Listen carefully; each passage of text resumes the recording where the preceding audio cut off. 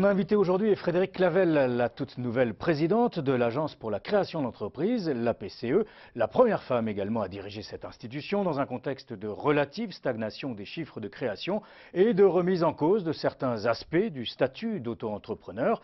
En sa compagnie, nous allons passer en revue ces pistes et réflexions pour relancer l'esprit d'entrepreneuriat dans notre pays, pour favoriser aussi les initiatives des femmes, des jeunes, des chômeurs, trop faiblement représentatifs dans les créations d'entreprises. Bonjour Frédérique Clavel. Bonjour Arnaud Fleury. Merci d'avoir accepté l'invitation de Xerfi pour une de vos toutes premières interventions depuis votre nomination à ce poste. Je l'ai dit, première femme à présider l'Agence pour la création d'entreprises.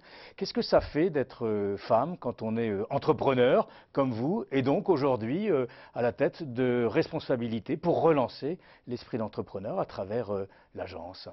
Alors qu'est-ce que ça fait d'être femme? Ça, je commence à être habituée, ça fait une bonne cinquantaine d'années. Ouais. En tout cas, je suis absolument ravie qu'on m'ait proposé cette présidence de la PCE parce que je crois qu'il y a un véritable enjeu en ce moment en France. Oui. En tout cas, en ce qui concerne le dialogue entre les entrepreneurs et nos pouvoirs publics. Oui, dans le contexte actuel, on va y revenir. Voilà, et voilà, j'espère avoir une contribution positive à ce dialogue en permettant justement quelque chose en facilitant l'aspect direct entre les... Alors on va y revenir, notamment je le disais, sur les points qui fâchent aujourd'hui dans le contexte et puis un certain nombre de dispositions fiscales qui sont à l'étude. Alors vous avez fondé le réseau Paris Pionnière, qui est un incubateur et une pépinière au féminin dont vous avez même dirigé la fondation du même type, donc destinée aux femmes. Il y a aujourd'hui un nombre très faible de femmes qui sont créateurs d'entreprises. Seulement 30% des créateurs d'entreprises sont des femmes. Comment changer cette situation ? Alors 30% des créateurs sont des femmes, donc c'est pas brillant, mais bien plus grave, 5 à 10% des femmes sont, 5 à 10% des entreprises innovantes sont créées par des femmes. Oui, des business angels seulement, oui. Des entreprises innovantes aussi. Donc ce qui fait que là, il y a un vrai travail à faire et c'est pour ça qu'on a créé cette offre des incubateurs pionnières qui se sont propagés. Alors qu'est-ce qu'il faut faire maintenant que vous êtes à la tête de la PCE pour augmenter cette part des femmes, donc 30%, et puis on l'a dit, donc 5 à 7% seulement qui créent des entreprises innovantes ou business angels. Et créatrices d'emplois. Alors c'est un sujet qui va dépasser. Alors aujourd'hui, comme je suis à la tête de la PCE, en effet, je vais travailler sur le public des femmes, mais pas que, puisque l'expérience que j'ai acquise grâce à ce public des femmes m'a ouvert les yeux sur un certain nombre de choses qui peuvent s'étendre à d'autres publics. Parce que finalement, qu'est-ce qui fait la spécificité des femmes? C'est éventuellement un déficit de confiance en soi ou une difficulté à se représenter en haut de la pyramide. Et ça, il n'y a pas que les femmes, il y a aussi d'autres publics qui sont touchés par ça. Donc mon expérience fait que je suis convaincue qu'il faut s'adresser à ces publics-là. Les jeunes, les gens qui n'ont pas forcément eu le même niveau de diplôme que d'autres, etc. Il faut s'adresser à ces gens-là de façon spécifique pour leur faire prendre conscience qu'eux aussi peuvent créer leur entreprise. Oui, on va revenir notamment sur, et Fleur Pellerin l'a insisté lors de votre nomination, sur les catégories, les jeunes, les chômeurs aussi, pour qu'ils créent plus leur entreprise, les publics des cités sensibles, comme l'on dit également, qui sont un vivier d'entreprises. Mais quand même, pour rester sur la problématique des femmes, vous l'avez dit, une problématique de spécificité par rapport à une pyramide, de hiérarchie, etc., de moindres possibilités de financement. Il y a en même temps plein de choses qui existent aujourd'hui, vous avez vu, il y a le Women's Forum, il y a les awards dans la presse, on voit beaucoup de récompenses aujourd'hui pour les femmes de l'année dans tous les domaines dans l'entreprise. Le Women's Forum, c'est peut-être moins pour l'entrepreneuriat féminin, c'est une façon de valoriser la représentation. Complètement, ça permet d'améliorer la représentation que se font les femmes d'elles-mêmes et puis l'ensemble du monde des femmes. Donc c'est très positif. Sur les financements, il y a un biais assez important puisque tant qu'on n'a pas, on est dans des financements, on a des financements à la excusez-moi, des financements à l'innovation qui sont des financements publics orchestrés par Oseo, etc. Et cette innovation, elle est finalement peu représentée par les femmes puisque les femmes ne sont pas forcément dans l'innovation technologique. On a énormément d'innovations de services montées par les femmes avec des démarches plus itératives, c'est-à-dire qu'on a besoin de moins d'argent au démarrage. Oui, je comprends. Oui. Et il n'y a pas forcément, les outils de financement qui sont adaptés à cette forme innovante de création d'entreprise. Et notamment tous les services à la personne. Hein. Il peut y avoir les services à la personne, voilà, et puis les services à l'entreprise aussi, parce que c'est aussi en plein développement et on sait qu'il y a aussi une patte féminine effectivement dans les services à l'entreprise. Alors, les jeunes, les étrangers, les personnes issues des milieux défavorisés, je l'ai dit tout à l'heure, donc Fleur Pellerin a longuement insisté là-dessus et estime qu'il y a un vivier. Concrètement, qu'est-ce que ça veut dire pour la PCE ? Pour la PCE, ça veut dire qu'il faut s'adresser à ces personnes-là.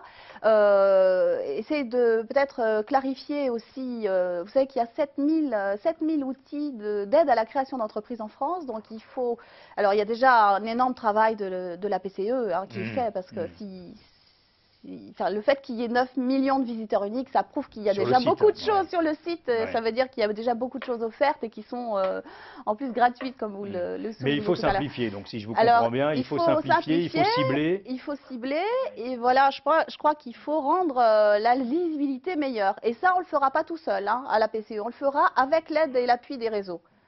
Donc ça va être un grand chantier. Alors, concernant effectivement les créations d'entreprises innovantes, on l'a dit, pas assez de femmes, mais d'une façon générale, pas assez d'entreprises innovantes. Dans notre pays, nous avions reçu sur Xerfi Canal Philippe Ayat, qui avait remis un dossier sur l'entrepreneuriat, un livre blanc à la ministre, à Fleur Pellerin, indiquant qu'il était possible de doubler le nombre d'entreprises innovantes créées tous les ans dans notre pays. Alors là aussi, même question, que peut faire la PCE en destination de ces profils d'entreprise ? La première chose que la PCE peut faire, c'est probablement de détecter ces hauts potentiels et de les détecter peut-être en leur permettant de livrer leur business plan. Parce que, en fait, ceux qui auront un business plan bien structuré, on pourra déjà regarder un petit peu vers quel outil d'accompagnement les orienter. Donc je crois qu'il faut qu'il y ait aussi là un travail en lien avec les entrepreneurs et les plus volontaires viendront se déclarer, on pourra mieux les aider. Alors Frédéric Clavel, le nombre de créations d'entreprises a été en diminution en 2011 pour la première fois par rapport à 2003, moins 12% donc en 2011. 2012 sur les 11 premiers mois s'annonce assez moyen, on va dire, surtout si on ne tient pas compte des auto-entrepreneurs. On va parler dans un instant, on serait sur une tendance étale sur 2012 concernant les entreprises hors auto-entrepreneurs. Alors, comment expliquer ce relatif tassement? On en a beaucoup parlé, effectivement, pendant des années, impulsé par les auto-entrepreneurs, que tout d'un coup, les Français se découvraient entrepreneurs. Et puis là, de nouveau, ça stagne. Alors, c'est un petit peu l'arbre qui cache la forêt, parce que si on reprend les chiffres depuis 2002, entre 2002 et 2010, le nombre de créations d'entreprises a triplé. Oui, c'est ce que je disais, il y a eu un véritable engouement. Bon, donc il faut quand même repartir de la base, et regarder un peu les choses sur moyen terme. Donc je crois qu'il y a quand même quelque chose de très positif qui s'est passé sur l'esprit d'entreprendre en France pendant les 10 dernières années. On est encore en 2012. Donc 2002, 2012, bon bah voilà. Alors oui, l'effet d'engouement de l'auto-entrepreneur, ça prouve que ça a eu c'était très bénéfique puisque les 2/3 de ces auto-entrepreneurs qui ont été créés sont toujours en activité. Donc c'est quand même très positif. Alors maintenant qu'il y a un tassement, ça a répondu probablement à une offre, à une demande qui ne trouvait pas sa réponse. Et puis, donc, les premières années, évidemment, on est arrivé sur un vivier qui était, entre guillemets, vierge. Maintenant, c'est un marché plus mature et donc il y a probablement moins de demandes. Alors, Frédéric Clavel, sans même parler, on va y revenir dans un instant, sur les dispositions aujourd'hui qui sont en cours, qui sont en gestation pour modifier un certain nombre d'aspects du régime d'auto-entrepreneur. Est-ce que vous ne croyez pas, abstraction faite de ceci, que le régime s'essouffle et qu'aujourd'hui, il y a moins de gens qui se laissent qui se lancent dans l'auto-entreprise. On était sur moins 19% par exemple, hein, d'une année à l'autre, pour la toute dernière année là. Voilà, alors, bon, ce statut, il a eu beaucoup de succès. Il a eu, évidemment, comme tout ce qui a du succès, il y a eu des critiques. Oui. Donc, maintenant qu'on a un petit peu de recul, eh bien, il faut commencer à regarder comment on peut ajuster ce statut. En ce qui concerne l'essoufflement, moi, je crois qu'il a, en tout cas, ce statut a joué un rôle de sensibilisation. C'est moi, je peux aussi. Ouais. Et peut-être que finalement, ça a permis de réfléchir à des entrepreneurs de se dire, bah moi, oui, auto-entrepreneur, mais moi je vais y aller directement, je vais monter mon entreprise. Ouais, mais alors quand même, est-ce que vous ne croyez pas qu'il y a un certain nombre de problèmes qui sont posés par ce statut, ne serait-ce que parce que 9 sur 10 dégagent un revenu inférieur au SMIC, Frédéric Clavel, et certains estiment que ça a été finalement plus appréhendé comme une réforme du marché du travail, hein, en quelque sorte, beaucoup plus flexible, effectivement, avec beaucoup moins de charges, et que c'est là que ça a pu créer un effet d'entraînement, plutôt que finalement d'un réel instrument de développement des PME dans notre pays. Oui, peut-être. Alors, moi, je crois qu'il y a toute une frange de la population. On parle beaucoup du régime des retraites. Donc, le régime d'auto-entrepreneur, il a aussi été utilisé par des gens qui sont à la retraite pour venir en complément de leur. Donc, l'objet, je pense qu'il y avait deux objets à la création de ce statut. Il y avait un objet vraiment économique et en direction des PME, puis il y avait un objet social et création et complément de revenus. Oui, je comprends. Et sociétal. Donc voilà, je crois que maintenant on a l'expérience des 3 ans passés et il faut qu'on regarde un petit peu comment ça peut évoluer. Le gouvernement n'avait pas caché à son entrée en fonction une certaine hostilité, c'était une des mesures phares du sarkozysme, vous vous souvenez, donc ce régime d'auto-entrepreneur, s'était même posé la question de le rogner très très fortement avant de reculer un peu. Pour autant, là est toujours en gestation l'idée d'augmenter les cotisations sociales payées par les auto-entrepreneurs pour les aligner sur d'autres régimes de micro-entreprises. Qu'est-ce que vous en pensez? Il faut le faire ou pas? Écoutez, moi là, je n'ai pas envie de vous répondre là sur ce point-là. Mais parce que vous bottez en touche ou parce que... Non, c'est parce que mon opinion n'est pas faite pour l'instant. C'est une question qui pour moi est trop précise. Là, 15 jours après mon arrivée à la PCE, c'est voilà. Ouais. Mais l'idée quand même peut-être de sensibiliser le gouvernement que attention danger, si on augmente trop les taux dans le contexte actuel, les gens vont se détourner un peu plus de ce régime qui a tendance à s'essouffler. Écoute, sensibiliser le gouvernement, je crois que je ne vais pas le faire moi, Frédéric Clavel, je vais le faire en m'appuyant un petit peu sur la communauté des entrepreneurs auxquels on a accès avec l'APE. Bah, écoutez, les pigeons, oui, les pigeons, moi je trouve que ça a été violent, mais c'est important que les gens puissent s'exprimer parce que c'est comme ça qu'on progresse. On progresse en débattant, donc il faut que les gens s'expriment et puis après on débat et on ajuste. C'est plutôt comme ça que les choses devrait marcher. On va en reparler. Et moi, je trouve que dans une polémique droite, gauche, etc., enfin, je crois que c'est important.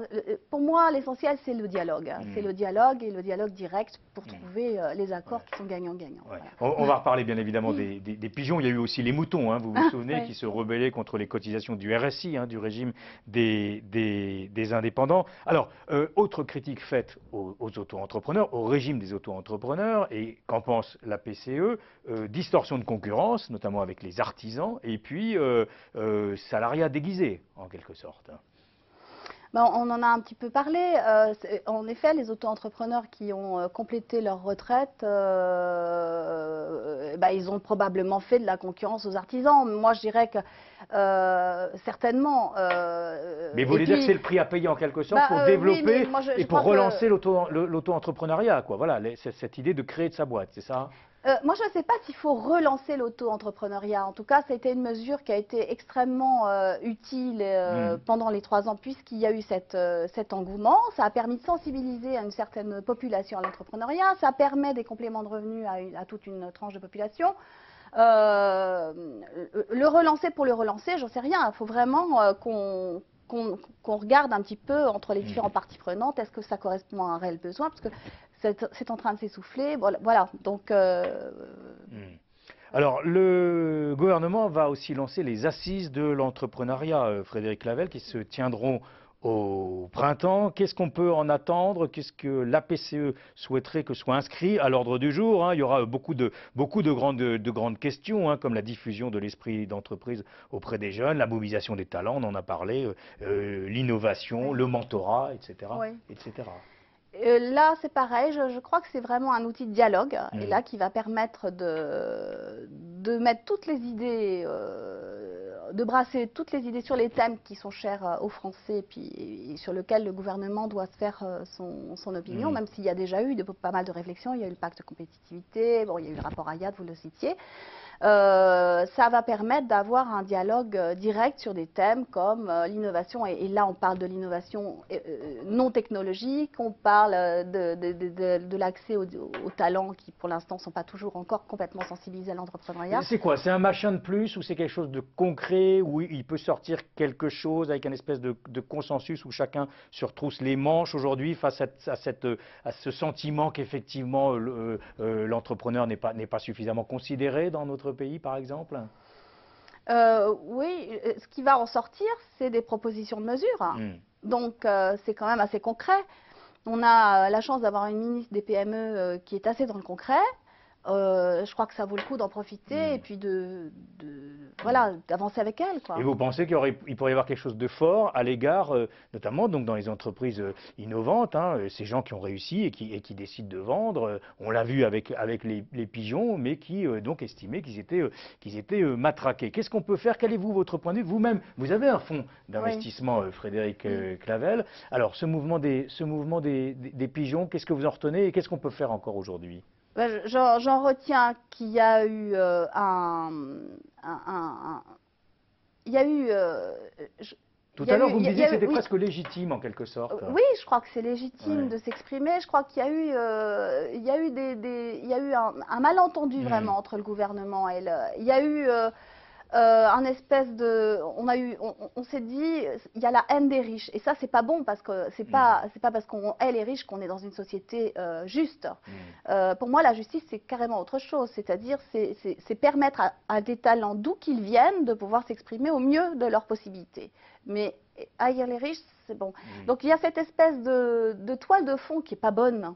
Et donc, je crois que ce qui est très important, c'est de rétablir le dialogue en partant sur des bases concrètes, factuelles, et qui permettent aux entrepreneurs de gagner leur vie honorablement, parce que ça fait partie, évidemment, des motivations d'un entrepreneur. Et puis, bon, il y a aussi cet aspect des choses où une plus-value qui est le fruit d'un travail de 10 ans, de 20 ans, ça ne peut pas être taxé comme un salaire annuel.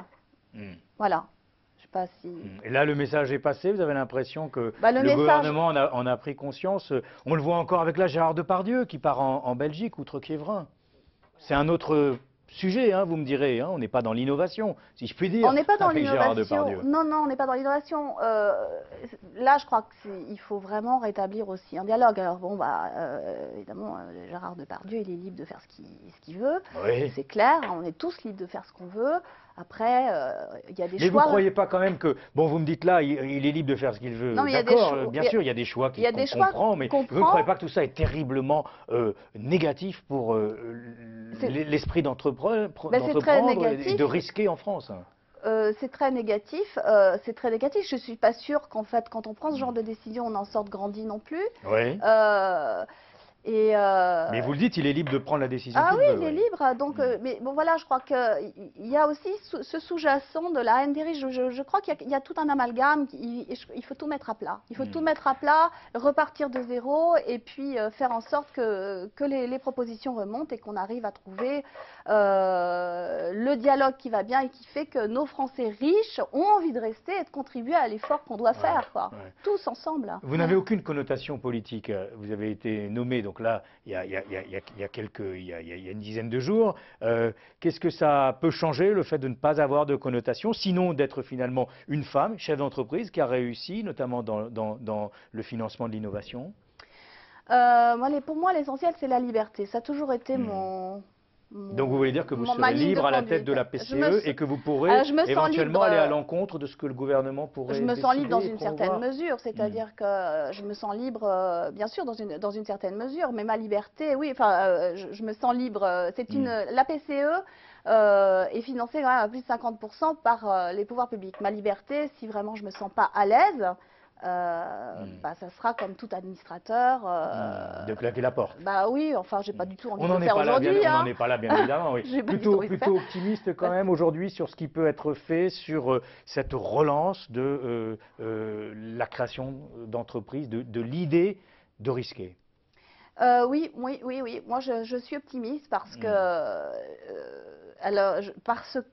parce qu'il y a des enjeux, parce qu'on a des besoins. On a vraiment besoin, on en a besoin de nos entrepreneurs. Donc ça, tout le monde peut l'entendre. Hein, tout le monde peut l'entendre.